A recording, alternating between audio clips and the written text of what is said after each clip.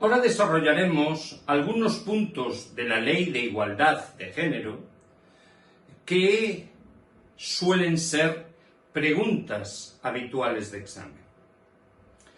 El primer punto se basa en la necesidad de que toda la regulación legislativa, todas las leyes, proyectos de leyes y decretos tengan un informe sobre impacto de género. Los proyectos de ley son aquellos que la Xunta redacta y entrega al Parlamento gallego. Pues todos ellos tienen que tener un informe sobre el impacto de género. En las proposiciones, que son aquellos proyectos, vamos a cambiar la palabra porque proyectos se aplica única y exclusivamente a los inicios de las leyes, los inicios de los documentos legislativos que la Xunta presenta al Parlamento. Proposición significa que el inicio de la ley nació en el Parlamento. ¿Vale? En las proposiciones de la ley se exige también este informe, pero sabéis que una proposición se envía primero a la Xunta para ver si está de acuerdo con ella. Así que este informe se envía a la Xunta antes de la discusión parlamentaria. Y la discusión parlamentaria no se puede iniciar hasta que la Xunta dé su visto bueno, y para eso tiene un mes para su dictamen. Este mes es pregunta de examen. ¿Comprendido? Es el tiempo que tiene la Xunta para responder de un informe sobre la igualdad de género en la proposición de ley que le mande el Parlamento. Un mes. Cuando la Xunta elabora reglamentos, lo que nosotros llamamos vulgarmente decretos, un reglamento es la descripción pormenorizada de las leyes, los casos en que se aplica, también aparece la necesidad del informe, pero solo en aquellos reglamentos donde incida la cuestión de género. Es decir, si el reglamento está estableciendo el tamaño de los moluscos que se pescan en la ría de Noya, evidentemente eso no tiene ninguna repercusión sobre la igualdad de género. Ese no necesita ese informe. ¿Vale? Pero es muy importante que os deis cuenta que ese informe no es vinculante.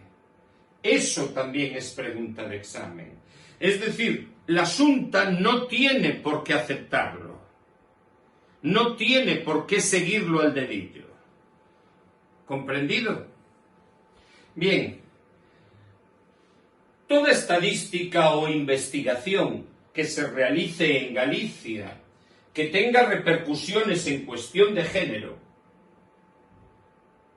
tendrá que venir desglosada, separada, en función del género y de las circunstancias vinculadas al género. ¿Comprendido? Es decir, si estamos hablando de violencia contra la mujer o de violencia intrafamiliar, tenemos que separar en dos columnas diferentes la violencia que sufren las mujeres y la violencia que sufren los hombres. Y también, en el caso de las mujeres, no es lo mismo la violencia que sufren las niñas, la violencia que sufren las mujeres embarazadas, la violencia que sufren las mujeres no embarazadas. Todas esas son circunstancias vinculadas al género. ¿Comprendido?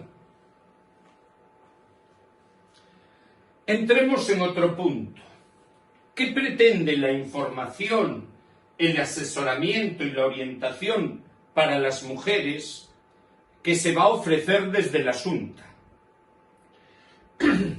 Siempre entendido desde el punto de vista de igualdad de género, ¿vale? El primero es: la Xunta garantiza el funcionamiento de esos servicios en número y dotación suficiente. Quiere decir que haya suficientes puntos y que tengan el personal adecuado.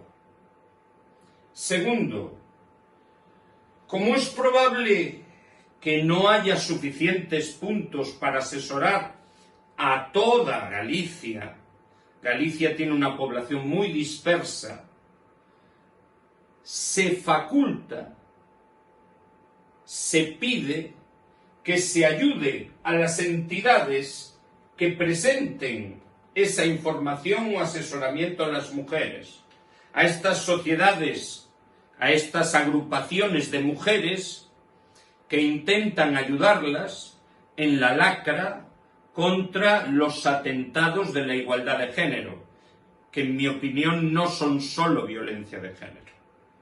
¿Comprendido?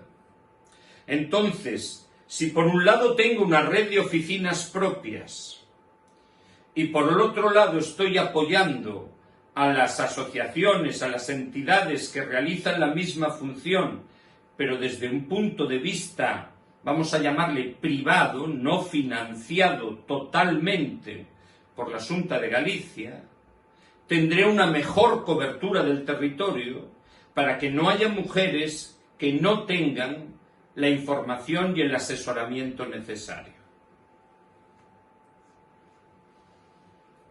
Entramos ahora en algo que es muy importante. Es un concepto hipertanga: el lenguaje no sexista. Este decreto legislativo sostiene la definición del lenguaje no sexista. Es aquel que utiliza expresiones lingüísticamente correctas. Por lo tanto, no podría decir mesas y mesos, que sustituyen al lenguaje que invisibiliza al femenino o lo sitúa en un plano secundario respecto al masculino. ¿Comprendido? De ahí la obsesión, yo lo califico de obsesión. No veo tan necesario aclarar masculino y femenino en todas las situaciones. Llegaremos a un punto de corderas y corderos, vacas y toros, perros y perras, ¿no? Y tenemos siempre el problema de periodistas. Pero conviene aclarar que este decreto sostiene que siempre que invisibilice a las mujeres, que no las nombre, estoy utilizando un lenguaje sexista. ¿Vale? Bien. Ese lenguaje sexista será erradicado en el campo institucional por la Xunta, ¿vale? La Xunta tiene la capacidad de diferenciar dos campos: el que ya controla totalmente, el campo institucional, y el que controlan los medios privados. Ese campo será un intento de erradicación, ¿vale? Procurará su erradicación en la vida social mediante campañas de sensibilización y divulgación pública, ¿vale? Para que los zoquetes como yo cambiemos de opinión. ¿Comprendido? Siempre tengamos claro que la definición de lenguaje no sexista es pregunta de examen. Este es nuestro primer vídeo de esta semana. Hasta luego.